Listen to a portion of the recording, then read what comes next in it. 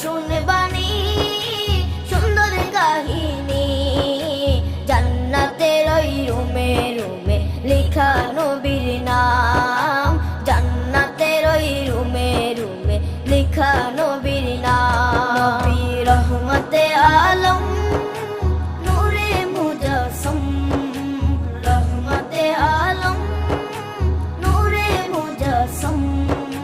সাহাবীরা আতর বানায় ওই নবীজির ঘাম, সাহাবীরা আতর বানায় ওই নবীজির ঘাম।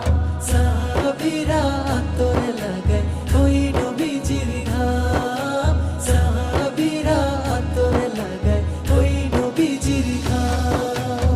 ও স্তনে হান্নানা একটা খেজুর গাছের নাম, যাকে ধরে খুতবা দিতেন রাসূলে